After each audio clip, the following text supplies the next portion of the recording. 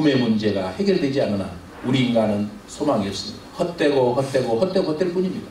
많이 가질수록 더 허무하고 높이 올라갈수록 더 허무한 것이 바로 인생입니다. 무엇이 있어야 할까요? 바로 예수 그리스도를 믿어야 된다고 하는 것입니다. 예수 그리스도를 믿고 십자가에서 이루신 죄사함과 부활을 통해 우리 주신 영생을 얻지 못한 사람은 죽음으로 인해서 멸망하게 되는 것입니다. 그래서 이 땅에 살아가는 동안 이 100년도 안 되는 허무한 인생을 살아가는 동안 우리 인생에서 가장 가치 있는 일은 하나님의 아들 예수 그리스도를 믿고 구원받는 것입니다. 여러분, 이게 왜 이렇게 중요할까요? 자, 여러분, 우리에게는 죽음이 끝이 아니라 내세로 들어가는 시작이라고 하는 것입니다. 내세의 삶이 있습니다. 자, 어떤 사람의 육체가 이제 죽었습니다. 흙으로 돌아갑니다.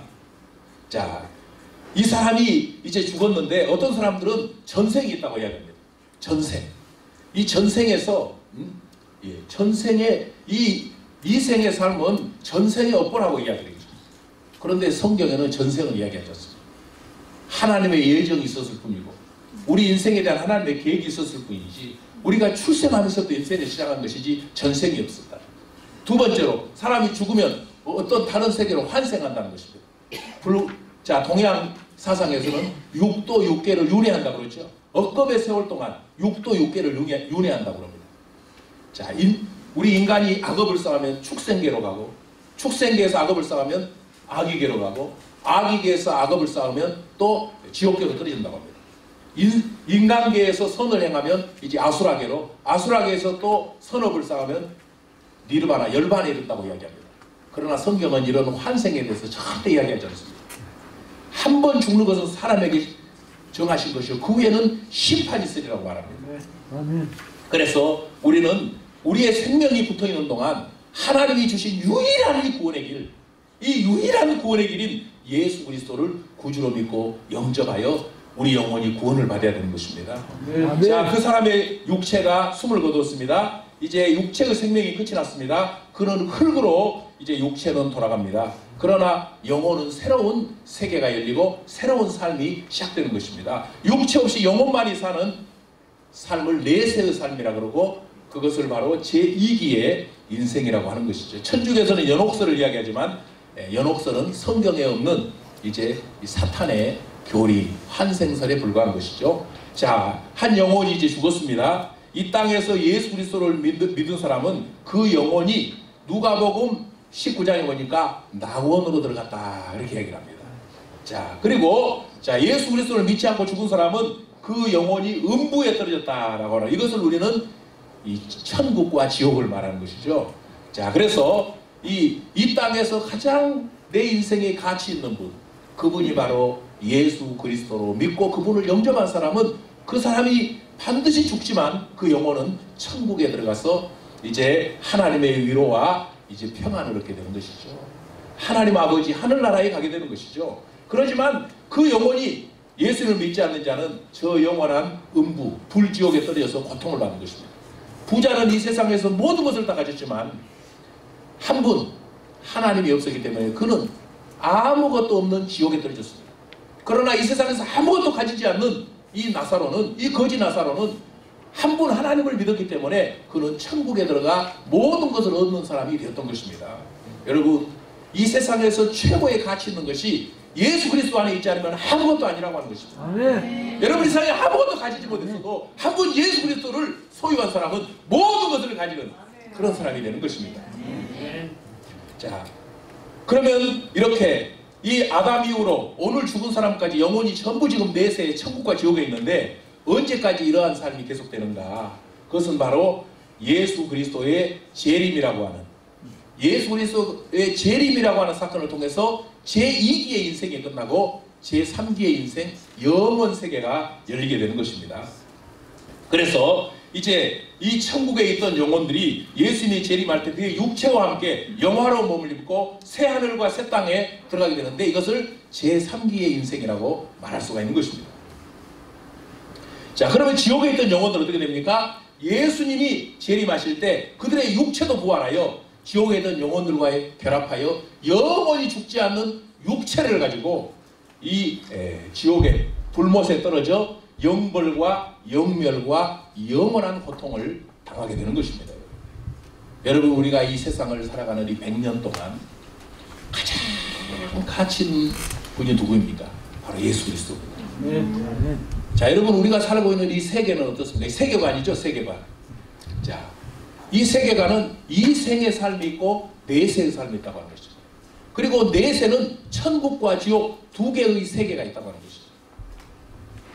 이러한 세계관은 성경적인 세계관을 갖지 않고 만일 전생이 있다고 믿고 현세의 어떤 어려운 일을 만날 때 이 전생의 업보를 닦는다고 작은 굿은 300만 원, 가운데 굿은 500만 원, 큰 굿은 1000만 원을 내면서 구슬해요. 그리고 환생선을 믿는 사람들은 자기 부모가 죽으면 절에 가서 500만 원을 내고 뭐 100일 기도를 드리고 천도제를 드리고 49제를 드리죠.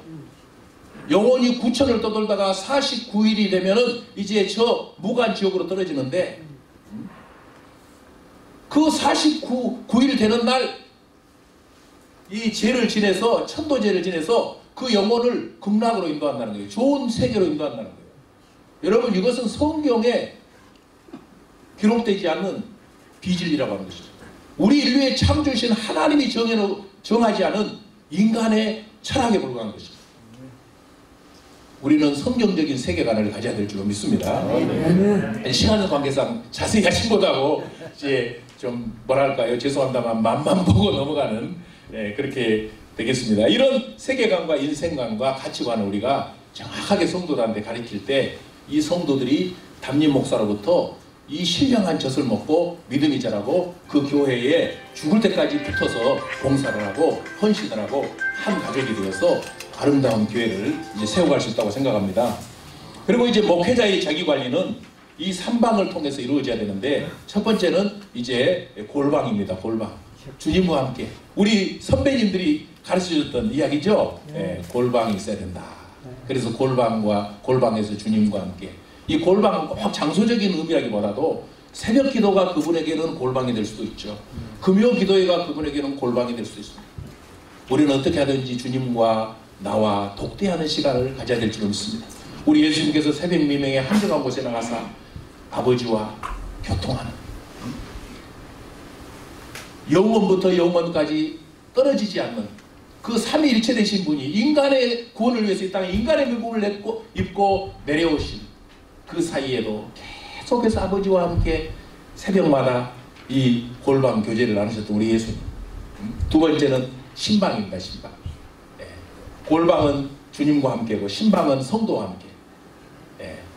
저는 이제 2000년도에 개척을 해가지고 7년 6개월을 목회를 하다가 이제 그 이웃교회하고 연합을 했어요. 그 목사님이 삼고초려가 아니라 10번을 찾아오는 거예요. 10번을. 김 목사 교회를 합치세. 나 은퇴할 거야. 김 목사 교회를 합치세. 근데 이제 350명이라고 이렇게 노회 이렇게 보고가 됐는데, 가보니까 이제 한 160명 정도 모이더라고요. 이제 재정이 한 2억 8천. 근데 이제 가서 하나님께서 이제 간지 한 달 만에 신방을 시키는 거예요. 우리 교인하고 그쪽 교인하고 이제 연합을 해가지고 한 교회가 됐는데, 전 교회를 가서 이제 신방을 했는데요.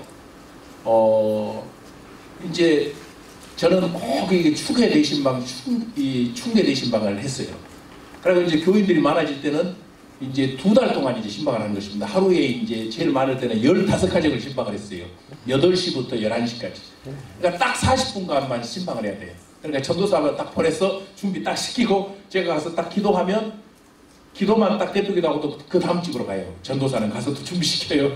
그러니까 이게 조금도 5분도 지체해야 될 것이 이렇게 이루어져야 되는데, 신방을 갈 때 설교 준비를 못하죠. 하루에 10가정 이렇게 신방을 하는데 어떻게 신방 설교를 준비하겠어요.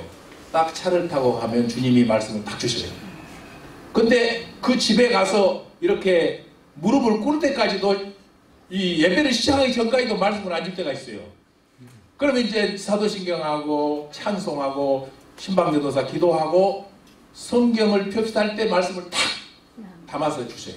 보따리를 그냥 탁 풀어주시는 거예요. 그러면 그 말씀을 전하면 그 권사님이, 그 집사님이 펑펑펑 막 울어요. 막.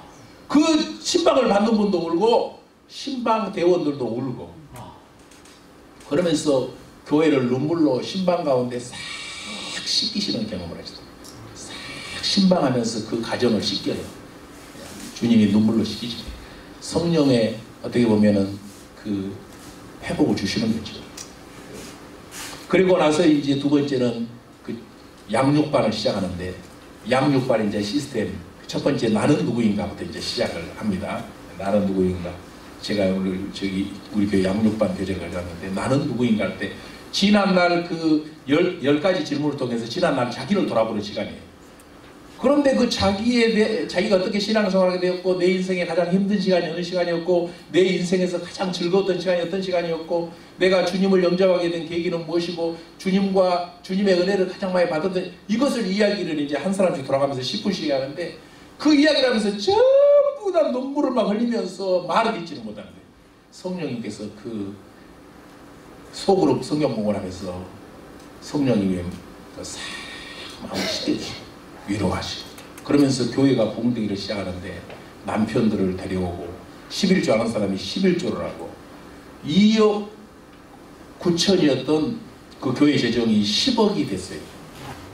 200명 출석인 교회가 이제 700명 출석하는 교회가 되고 사부 예배를 드리고 그리고 이 전도돼 가지고 등록한 사람들이 1,500명이 되고 이 교회가 봉되더라고요. 이제 그런데 이제 제가 50살이 딱 됐어요. 이제 거기 가서 이제 8년 6개월이 또 그 합병해가지고 갔는데 8년 6개월이 됐는데 성령님이 제 마음속에 그런 마음을 줘요. 네가 50살인데 이제 앞으로 20년 원로 목사도 될 수 있으니까 개척을 할래 아니면은 다른 교회를 하나 분립 개척을 할래 그런 마음을 저한테 딱 주셨어요. 근데 제가 멈춤하고 있었는데 교회가 딱 문제가 생기더라고요. 그래가지고 이제 제가 개척을 해가지고 이제 나왔죠. 그래 개척을 해 나와서 지금 이제 7년 이제 10개월째입니다. 지금 7년 10개월째예요. 그래서 오늘 이 글방 이제 골방 글방은 자신과 함께입니다. 그래서 자기 발전, 자기 업그레이드 시스템을 목회자는 항상 가져야 됩니다. 성령님이 말씀과 기도를 통해 나 자신을 업그레이드 시키고 고인 물은 썩기 마련이듯이 목회자가 자기 개발하는 자기 업그레이드 시스템을 갖지 않으면 안 된다는 것입니다. 저도 늘 성도들에게 여러분 두 가지 이 페이퍼를 가지고 있어야 됩니다. 첫 번째는 자기 체크리스트입니다. 두 번째는 자기 업그레이드 시스템입니다. 내가 지금 주님 말씀대로 신앙생활을 잘하고 있는가, 내가 지금 은혜가 충만한가, 자기를 체크하는 체크리스트가 있어야 된다는 거죠. 두 번째는 자신을 업그레이드 시키는 시스템이 있어야 되는데 목회자도 마찬가지로 생각합니다. 내가 지금 목회자로서 목회의 길을 잘 가고 있는가, 자기 체크리스트와 나는 지금 계속 잘하고 있는가. 에베소서 이 4장 16절에 보면 우리를 목사로 세우시고 우리를 그리스도의 장성한 분량이充满 때까지 늘 잘하게 하기를 원하시잖아요. 그렇죠? 집사들도 마찬가지고 교사들도 마찬가지고 어린아이와 같이 세상에 요동하는 물결이 치는 대로 이 요동하는 그런 부평초 같이 되지 말고 그리스도의 장성한 분량까지 이르는 자기 업그레이드 시스템을 이제 가져야 된다는. 그러기 위해서는 글방이 이제 필요한 것이죠. 글방이 필요합니다. 자, 특별히 이제 오늘날 이 신방이 참 약화되죠. 신방이. 저는 이제 환자가 생기면 새벽 기도 때 기도를 하고 신방을 갑니다. 중환자실에도 그때는 이제 막 그 신방이 돼요. 새벽에 6시 반 사이에 가니까요. 그래야 그 고요한 시간에 밤새도록 성도가 얼마나 밤새도록 고통을, 환자들은 밤이 제일 고통스럽잖아요. 그 고통스러운 밤을 막 지나고 있는데 담임 목사님이 와서 다 기도해 보세요. 참 오늘 위로가 된다고 그러더라고요. 그 시간, 가장 고통스러운 시간에서 깨어나는 그때 새벽에 아침에 목사님이 와서 기도를 해주는 거예요. 왔어. 저는 환자들 신방은 확실하게 마치고 바로 갑니다. 그 시간 책을 볼 수도 있고 성경을 볼 수도 있고 기도를 할 수도 있고 또 잠을 잘 수도 있지만 그 교회에서 가장 지금 힘든 성도를 찾아갔어요. 기도하고. 그리고 이제 이 엔데믹 시대잖아요. 지금 엔데믹 시대. 이제 팬데믹 시대를 지내서 엔데믹 시대인데 지금도 성도들이 이 가정 문을 열어주려고 하진 않아요. 그런데 우리는 대신방 해야 됩니까? 안 해야 됩니까? 해야 되죠. 신방해야 되죠. 그래서 이제 코로나 때는 제가 줌으로 신방을 했어요.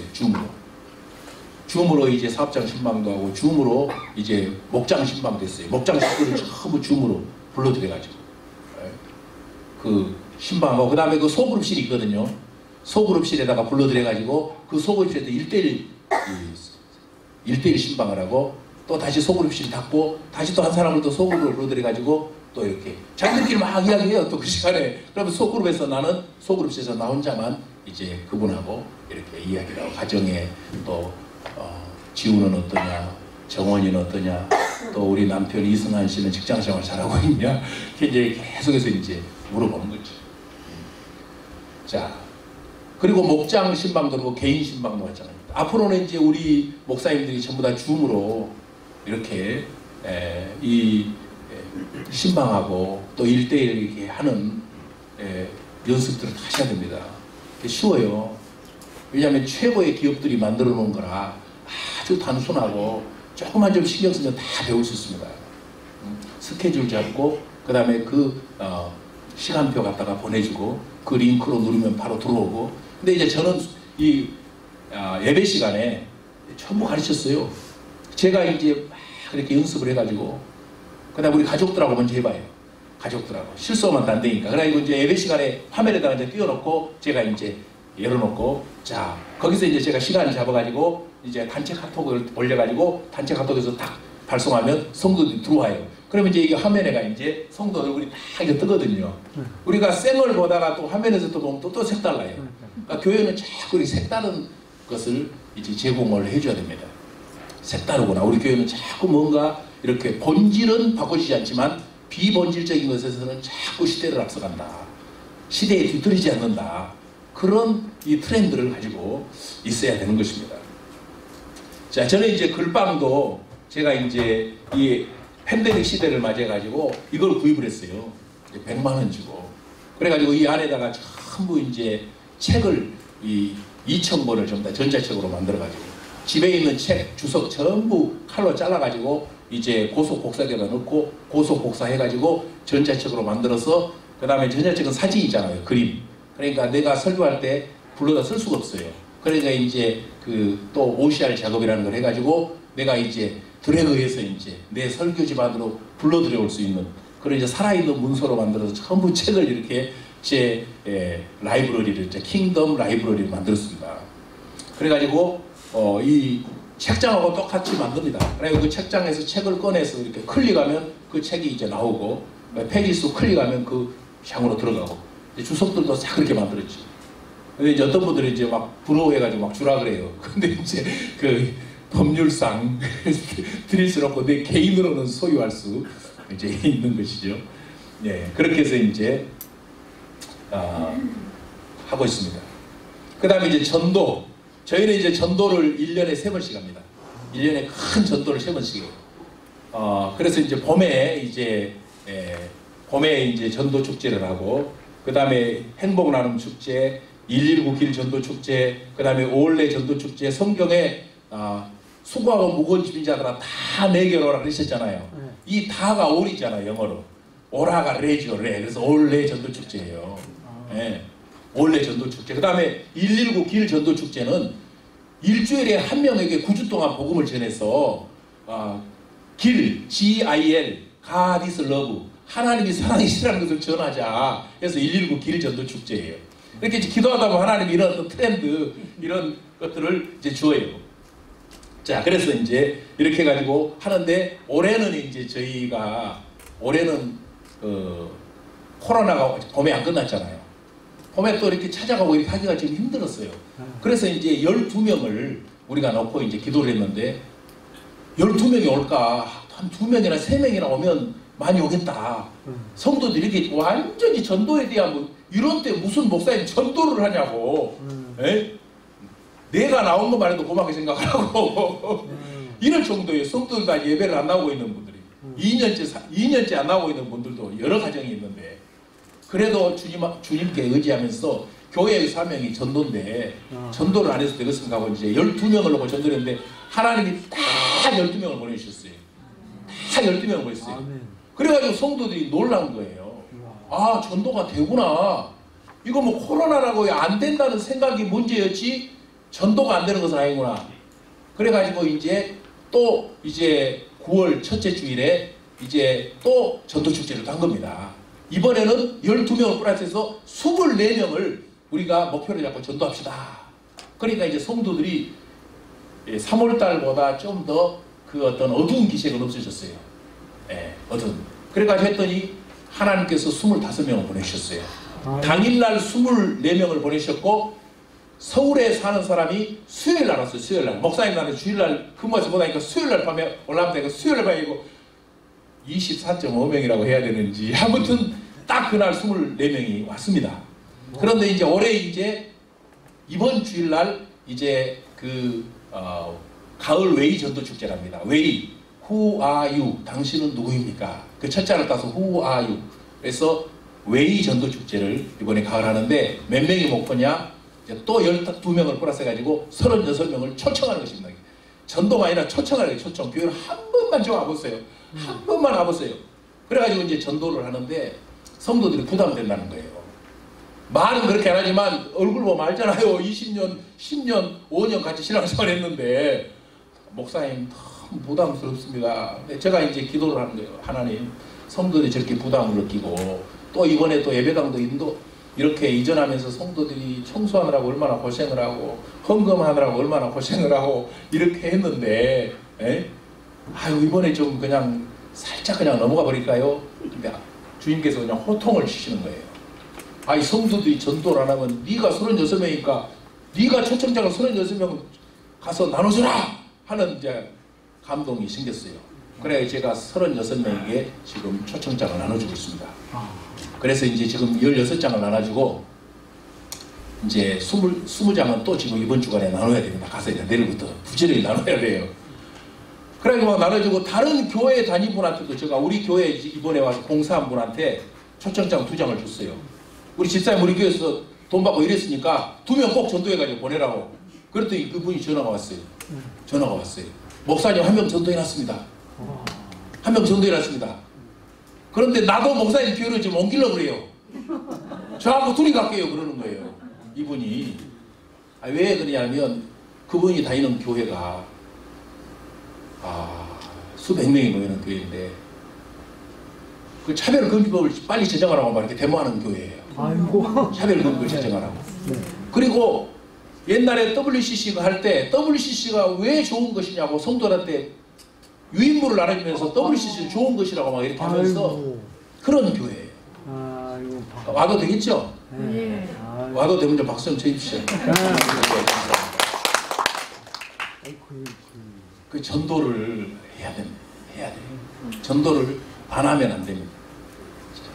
우리 한번 다시 한번 해봅시다. 하면 있고, 하면 있고, 안 하면 없다. 하면 없다. 가면 있고, 하면 있고, 안 가면 없다. 안 가면 없다. 입을 벌리면 있고, 입을 벌면 있고, 입을 닫으면 없다. 입을 닫으면 없다. 네, 제가 이제 저희 후배가 우리 교회에서 이제 월 5만 원씩 선교를 해주는 이제 그 후배 목사님 있는데 제가 이제 어떻게 하든지 그 건물을 사라고 그랬는데 주인이 그냥 그 옆에 부동산에다 팔아먹어 버렸어요.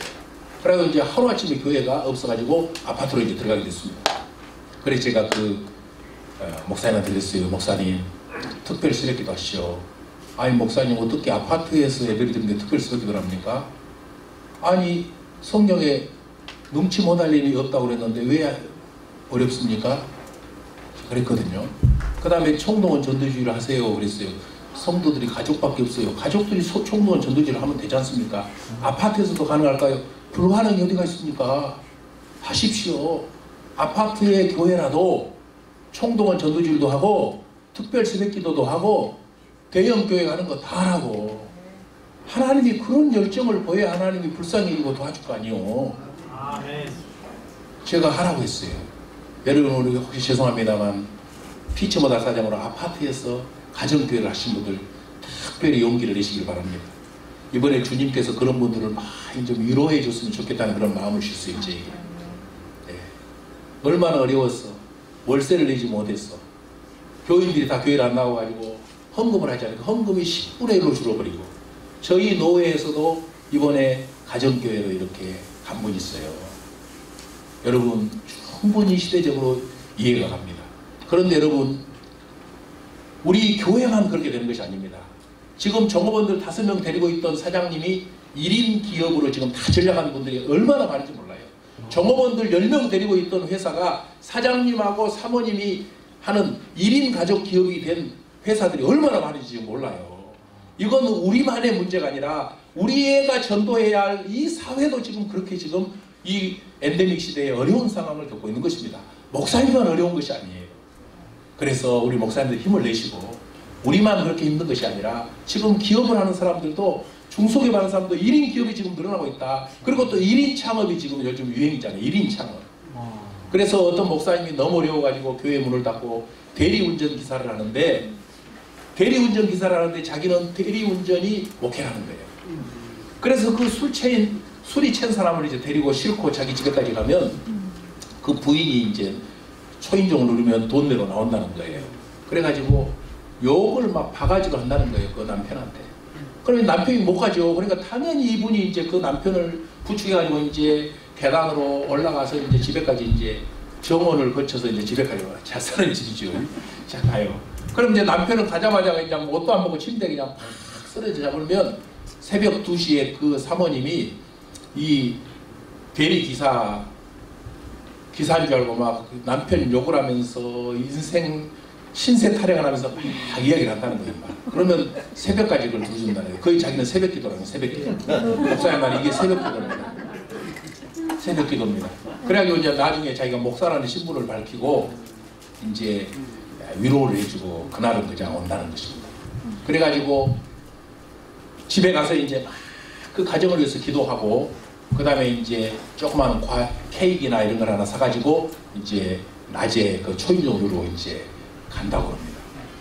그러면 이제 가면 그분이 나 며칠 전에 그 남편분 내가 모시고 왔던 대리기사 목사입니다. 그러면 거의 90% 문을 열어준다는 거예요.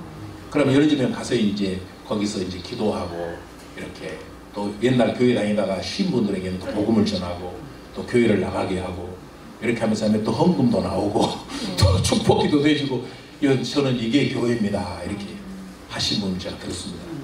여러분 우리 목회자 여러분 우리가 주님의 종이고 그리고 주님의 교회를 섬기고 주님의 양떼를 섬기는데 우리 밖에 있는 양떼도 돌봐야 되리라고 주님께서 말씀하셨죠. 우리가 어떤 사역을 하고 있든지 나는 주님의 종이라고 하는 이 믿음을 가지고 용기를 내시고 우리 다시 한번 일어서기를 원합니다. 네. 시간이 너무 많이 되버렸나요? 시간이 총회장님 시간을 내가 빼앗아 버렸습니다. 이제 마치려고 합니다. 지금 이제 꼭 여러분 양육을 하셔야 됩니다. 양육. 예배만 가지고는 은혜는 잠깐 받지만 그 뿌리를 내리기가 힘듭니다. 그래서 성경을 양육을 하시고 양육 교재들이 너무나 좋은 것이 많이 있죠. 그리고 성경을 그냥 읽으면서 양육을 해도 좋고 주제별로 이렇게 조직신학을 가지고 또 양육 주제별로 구원 또 교회 그리고 이렇게 칭의와 성화 뭐 이런 주제별로 해도 됐고 신구약 성경 권별로 성경 공부 하여도 저는 이제 조직신학을 또 교회에서 대예배 시간에 1년 동안 조직신학 7대 분야를 2년에 걸쳐서 설교를 했습니다. 예.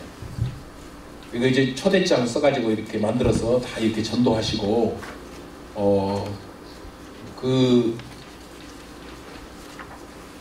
이제 저희 교회는 이제 제가 이제 저희 교회에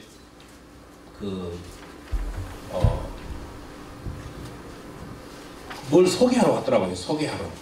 그래서 제가 그분을 이제 전도를 했어요. 당회실에서 이제 앉혀놓고 전도를 했는데 이분이 우리 교회를 나오기 시작했어요. 알고 보니까 법학 박사더라고요. 그래가지고 이제 제가 이제 중학교 때부터 양육안에 이제 아이가 변호사 해가지고 두 사람을 변호사 1명 법학 박사 해가지고 이제 무료 법률 상담소를 이제 교회에서 하고 있어. 이전에 이제 좀 큰 교회에 있을 때도 했고 지금 우리 교회에서도 지금 이제 계속 하고 있습니다. 그 다음에 이제 제가 이제 심리학에서 이제 가정행복 상담소를 이렇게 하고 있습니다. 시간 관계상 이제 다 하지를 못하고요. 요즘에는 이제 엔데믹 시대인데 앞으로 또 팬데믹이 올 것입니다. 반드시 옵니다. 올 수밖에 없습니다. 우리 그리스도인들은 특별히 종말에 이 팬데믹이 계속해서 올 것을 우리는 기억해야 합니다. 그래서 이 SNS 활동 우리 목사님들이 이제 다 하셔야 됩니다. 그래서 우리 카톡 사용하듯이 이렇게 이제 저는 이렇게 유튜브 하고 있고요. 그리고 이제 이 네이버 그 블로그를 통해서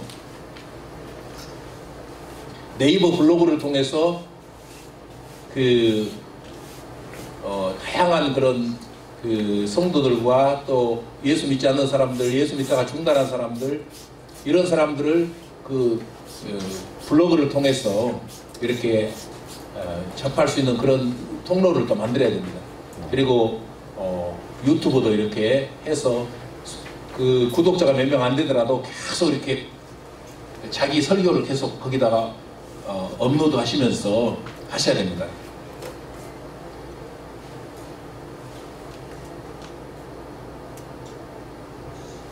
자, 시간 관계상 이제 마치려고 합니다.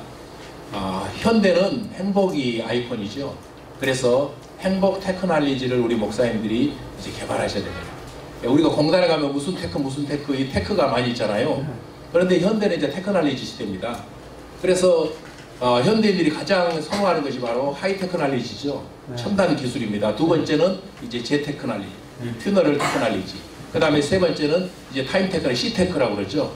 그 다음에 요즘에는 뭐 쉼테크, 그 다음에 이제 인간관계가 중요해지기 때문에 또 우테크, 버두자, 프렌시 테크놀로지. 그렇지만 우리 목회자들은 가장 중요한 테크가 이 소울 테크놀로지입니다. 혼테크입니다. 혼테크. 영혼을 행복하게 만들어주는 기술은 우리 목사님들 외에 누가 더 할 수가 있겠습니까? 세상 기업가들은 하이테크놀로지, 그리고 어떤 이 제테크, C테크, 쉼테크, 우테크, 세상 사람 이런 테크놀로지를 추구하지만 우리 목사님들은 가테크놀로지, 하나님을 알고 하나님을 믿고 우리 인생을 가치 있고 행복하게 사는 방법을 가르쳐주는 이 가테크놀로지, 소울 테크놀로지를 개발해야 된다고 하는 것입니다. 그래서 우리가 행복 목회를 해야 됩니다. 행복 목회. 여러분, 신명기에 너는 행복자라고 말씀하셨죠? 아시레이, 행복자, 행복. 그래서 우리 목사님들이 가테크놀로지, 소울 테크놀로지, 이 해피니스 테크놀로지, 행복 기술을 나름대로 다 가지고 계셔요. 그것을 계속해서 개발해가지고 우리 지역에 있는 사람들을 다 행복하게 해야 될 것입니다. 저는 이제 교회를 이전해가지고 우리 골목에 있는 분들에게 광주신학교의 행복이 넘치는지, 사랑이 넘치는 이렇게 국화를 전부 다 한 속 있어가지고 골목의 집마다 다 이렇게 나눴어요. 그리고 이제 제가 이틀에 한 번씩 물을 또 조루를 가지고 가서 물을 또 줍니다.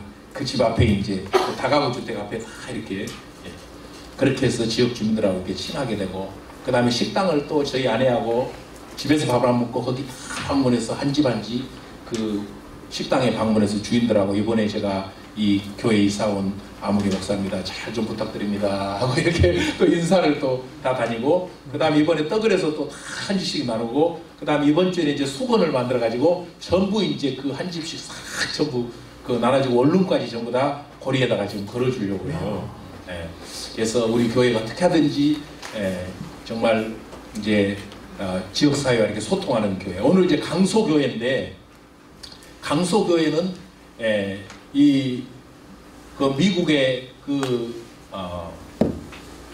미국의 그 워싱턴에 100명 된 교회가 항상 미국에 가장 영향력 있는 100대 교회에 들어가는 그 교회가 있습니다. 그 교회의 이름이 바로 워싱턴에 있는 이 세이비어 교회입니다. 세이비어 교회. 고든 코스비 목사님께서 1947년에 세운 교회인데요. 성도들이 100명 안팎이에요. 근데 이 강소교회는 첫 번째는 30명이 출석하고 이제 재정이 5천만 원 정도 되는 교회를 강소교회의 1단계라고 이렇게 이야기를 하고요. 그 다음에 두 번째는 80명이 출석하면서 1억 5천의 재정을 가지고 지역사회에 영향력 있게 이제 세워져가는 교회. 그 다음에 3단계는 150명 출석해서 3억 원의 재정 정도를 이렇게 가지고 지역사회와 소통하면서 성도들이 행복하게 지역사회에 영향을 미치면서 건강한 가정을 세워가는 그런 교회를 강소교회라. 이제 독일에가 강소기업이 많잖아요. 그래서 이제 그 박근혜 정부 때 우리나라의 강소기업을 이제 1000개 이상 양성한다, 그런 이제 정책을 이제 공약으로 내려서 했던 그 당시에 이제 우리 교계에서도 이 자립형 강소교회들이 많이 나와야 된다. 그리고 이 엔데믹 시대에는 이렇게 우리가 이 강소교회 스스로 자립하면서 선교도 하고 지역사회도 섬기고 그리고 교인들이 활발하게 소그룹 모임을 통해서 행복한 목회를 가지는 그런 교회들을 세워가는 우리 아름다운 우리 외신 교단이 되기를 주님의 이름으로 축복합니다. 감사합니다.